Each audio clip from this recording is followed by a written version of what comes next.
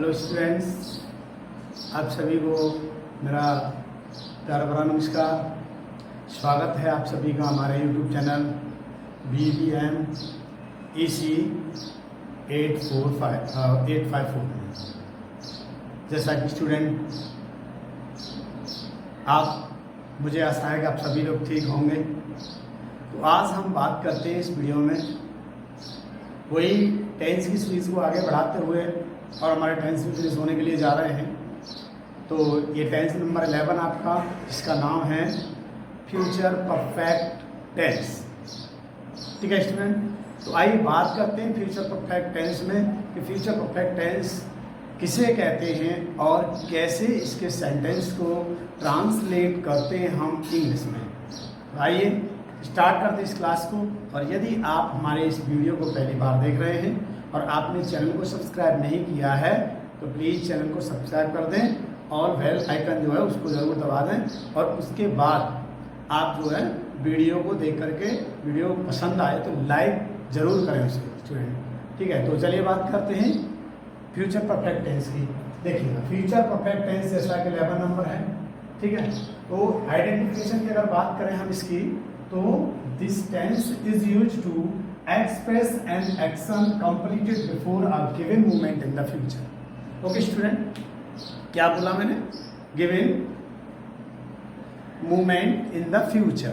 तो देखिए, यानी ये जो टेंस है फ्यूचर परफेक्ट टेंस, इसका जो प्रयोग किया जाता है यानी आने वाले समय में, कुछ समय यानी टाइम देने से पहले, कोई मूवमेंट टाइम दे रखा हमारा फ्यूचर में, तो समय दे रखा है, उससे पहले अगर कोई कार्य पूरा होता है तो ऐसे वाक्यों के लिए हम फ्यूचर परफेक्ट टेंस का प्रयोग करते हैं या किया जाता है। तो देखेंगे, पहचान की बात करें तो चलिए वाक्यों की मुख्य क्रिया के अंत में चुका होगा, चुकी होगी, चुके होंगे, और चुकेगा, चुकेगी, चुकेंगे, लिया होगा, दिया होगा, किया होगा, ये जितनी भी मैं आपको जो शब्द समूह बता रहा हूँ ये सब अगर आते हैं सेंटेंस के, हिंदी सेंटेंस के अंत में, तो वो वाक्य जो कौन सा होगा, फ्यूचर परफेक्ट टेंस का सेंटेंस होगा स्टूडेंट। देखिए, आप इसकी हेल्पिंग वर्ब की बात करें तो इसकी हेल्पिंग वर्ब रहेगी विल हैव और शैल हैव। जैसा कि मैं आपको फ्यूचर के टेंस पढ़ाता आ रहा हूँ, आईवी के साथ शैल का प्रयोग और शेष कर्ताओं के साथ में विल का प्रयोग। तो ऐसे ही इसमें आईवी के साथ में शैल हैव का प्रयोग और शेष जो सब्जेक्ट्स हैं उनके साथ में विल हैव का प्रयोग करते हैं स्टूडेंट। ठीक है, इसके बाद वर्ब की फॉर्म की बात करें तो इसमें वर्ब की थर्ड फॉर्म का प्रयोग होता है। जैसा कि मैंने आपको पिछली वीडियो में बताया था कि अगर परफेक्ट का कोई टेंस है तो परफेक्ट में हमेशा वर्ब की थर्ड फॉर्म का प्रयोग होगा। अब बात आती है कि यदि इसमें कॉम्प्लेक्स सेंटेंस का प्रयोग हुआ है और इसमें दो घटनाएं आई हैं, तो दो घटनाओं में से जो पहली घटना होगी वो तो फ्यूचर परफेक्ट में बदलेगी आपकी, और दूसरी घटना जो होगी वो आपकी प्रेजेंट इंडेफिनिट में बन के जाएगी स्टूडेंट। ध्यान रखेंगे, प्रेजेंट इंडेफिनिट में। तो इसमें वैसे मैंने नोट लिख भी दिया है, नोट में डाल दिया है मैंने, जैसे कि आप अगर लर्न करना चाहेंगे तो आप इस वीडियो के माध्यम से कर भी सकते हैं। यदि इस टेंस के वाक्यों में दो घटनाओं का प्रयोग हुआ हो तो पहली घटना को फ्यूचर परफेक्ट टेंस तथा दूसरी घटना को प्रेजेंट इंडेफिनिट टेंस में परिवर्तित करते हैं। प्रेजेंट इंडेफिनिट टेंस में परिवर्तन मतलब सेंटेंस ट्रांसलेट करते हैं। ठीक है, एग्जाम्पल के लिए देखिए, मैंने दो एग्जाम्पल यहाँ लिए हैं। एक तो सिंपल लिया है बिल्कुल, वह पुस्तक खरीद चुका होगा, तो he will have bought a book. ठीक है स्टूडेंट, इसके बाद में दूसरा एग्जाम्पल है, उसके आने से पहले मैं अपना कार्य पूरा कर चुकूंगा। उसके आने से पहले यानी given movement in the future, जो समय दे रखा है उससे पहले कोई कार्य पूरा हो रहा है, तो ऐसे टेंस जो सेंटेंस होते हैं वो फ्यूचर परफेक्ट टेंस के सेंटेंस कहलाते हैं स्टूडेंट। ठीक है, आप देखिए, उसके आने से पहले मैं अपना कार्य पूरा कर चुकूंगा। एग्जाम्पल, अब इसकी इंग्लिश सामने बनाइए, आई शैल हैव कंप्लीटेड, वर्ब की फॉर्म का प्रयोग हो रहा है, completed my work before a he comes, यानी दो घटनाओं का प्रयोग हो रहा है इसमें, यानी उसके आने से पहले। तो जो कार्य पहले हो गया है वो हमारा रहेगा फ्यूचर परफेक्ट टेंस में, और जो कार्य बाद में हुआ वो रहेगा हमारा प्रेजेंट इंडेफिनिट टेंस में। तो स्टूडेंट आइए बात करते हैं इसके रूल्स की।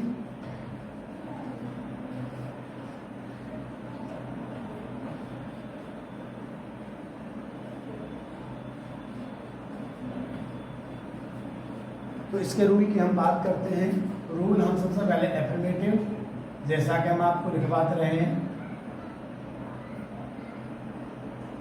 Affirmative sentence. ओके, रूल सबसे पहले सब्जेक्ट विल हैव या शैल हैव, ठीक है।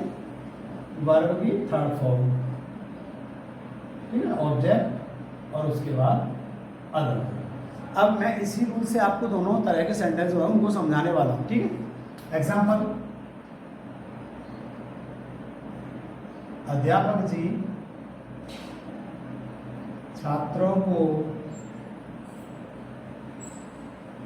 इतिहास पढ़ा चुके होंगे, ठीक है स्टूडेंट, है। अध्यापक जी छात्रों को इतिहास पढ़ा चुके होंगे, तो क्या करेंगे, the teacher will have taught the students history.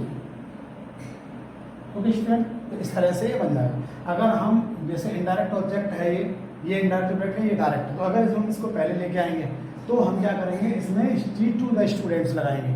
अगर हम इनडायरेक्ट को पहले लेके आते हैं तो इसमें हमें टू लगाने की जरूरत नहीं पड़ती है। एग्जाम्पल दूसरा हम लेंगे, मेरे आने से पहले वह जा चुकेगा या जा चुका होगा, ठीक है। तो मेरे आने से पहले वह जा चुकेगा, तो देखिए पहले काम कौन सा हो रहा है, ये वाला हो रहा है। तो हम इसको सेंटेंस को बनाएंगे, यानी पहला काम जो हो रहा है उस सेंटेंस को हम किसमें बनाएंगे, अभी मैंने बताया फ्यूचर परफेक्ट टेंस में। ओके, तो he will have gone before. अब देखो मेरे आने से पहले, यानी मैं आता हूँ, इस सेंटेंस को हम जब बनाएंगे ना तो मैं आता हूँ इस तरह से बनेगा, before I come. Okay student, मुझे उम्मीद है आपकी समझ में ये रूल आ गया होगा। चलिए बात करते हैं नेगेटिव सेंटेंस की।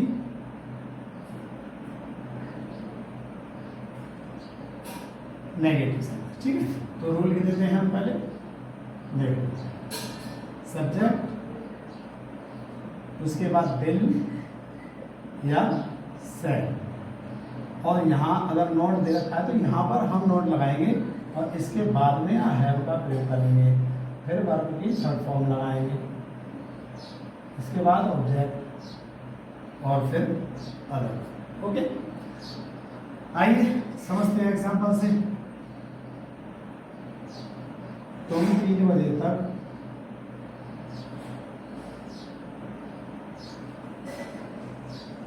बाजार नहीं पहुंच चुके। देखिए अगर इस तरह से सेंटेंस में समय आता है तो इसको हम क्या करेंगे, यानी तुम 3 बजे तक बाजार नहीं पहुंच सकोगे, या तो इस समय को आप पहले लगा दीजिए या समय को जो हमारा ये जो फ्रेज है हम इसको या तो सेंटेंस के बाद लगा सकते हैं या पहले। तो देखो हम यही लगा देते हैं, by 3 o'clock you will not have reached market। Reached और एंटर एक दोनों अगर ऐसी हैं स्टूडेंट, ध्यान रखेंगे ये सिंटैक्स में आपको काम लेंगे कि रीच्ड और एंटर दोनों वर्ब्स ऐसी हैं कि ये अपने साथ कोई भी प्रोपोजिशन कभी नहीं लेती हैं, ठीक है। रीच्ड द मार्केट,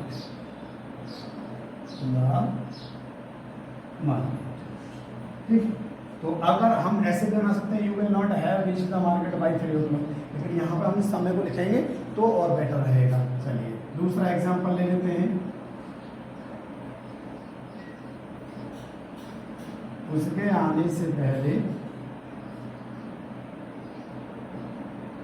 माता जी ने खाना नहीं खाया होगा, ठीक है। अभी मैंने पहचान बताया था, खाया होगा दिया होगा किया होगा, है ना, इस तरह से। तो देखो माता जी ने, mother will not have eaten या taken the food before he comes, ये अगर है तो सी कम्स लगा सकते हैं। ओके स्टूडेंट, तो इस तरह से आपको ये दोनों जो रूल है हमारे ये समझ में आपकी में आ गए होंगे। ठीक है, तो the mother will not have eaten the food before he comes. चलिए अब आगे हम बात करते हैं इसके रूल्स की।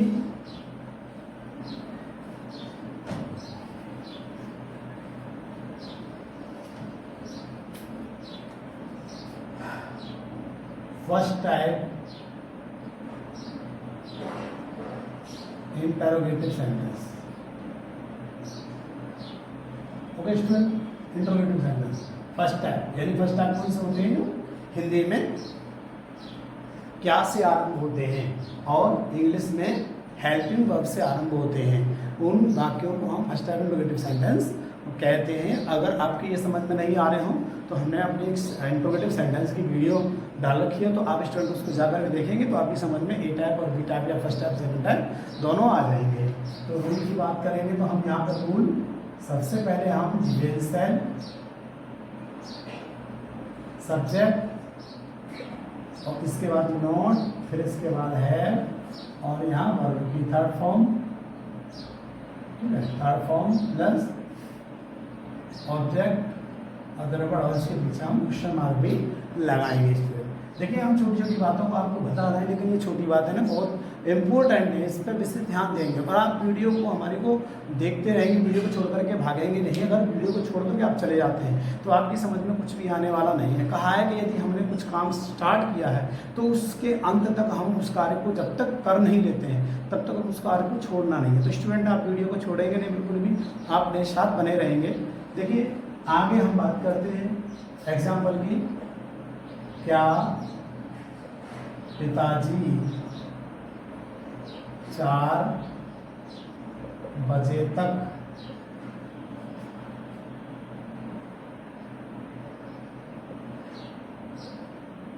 आ चुकेंगे? ठीक है, क्या पिताजी 4 बजे तक आ चुकेंगे? तो क्या करेंगे यहाँ पर? Will the father have come by 4 o'clock। इस तरह से हम यहाँ अंत में भी समय को लगा देते हैं स्टूडेंट। चलिए इसके बाद हम बात कर लेते हैं सेकेंड टाइप इंटरोगेटिव सेंटेंस की। अब तो आपकी समझ में आ गए होंगे। सेंटेंस, ठीक है स्टूडेंट। चलिए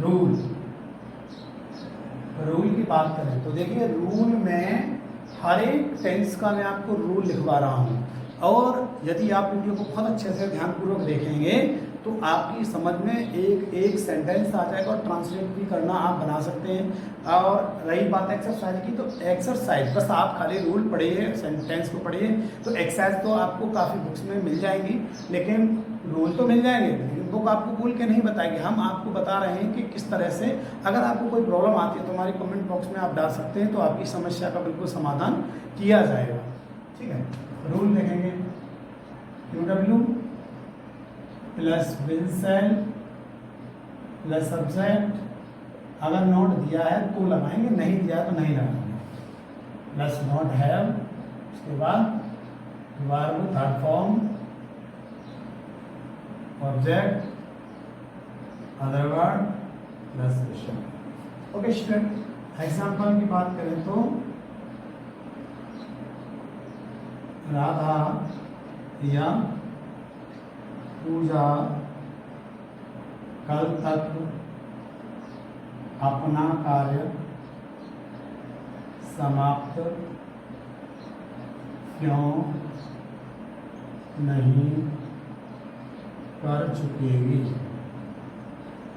ठीक है स्टूडेंट, देखिए पूजा कल तक अपना कार्य समाप्त क्यों नहीं कर चुकेगी। अब हमको सबसे पहले क्या लेना होगा? QW। तो QW कौन सा आ जाएगा? Q Y। अब इसके बाद चलेंगे विल। अब देखो सब्जेक्ट है ना, सब्जेक्ट कौन है यहाँ? पूजा सब्जेक्ट है, तो यहाँ पर क्या करेंगे हम? Pooja. I will Pooja not have finished her work by 2 मोर। ठीक है स्टूडेंट, बाई 2 मोर है। इसके बाद में अगला एग्जाम्पल लेंगे। इस कार्य को मेरे आने से पहले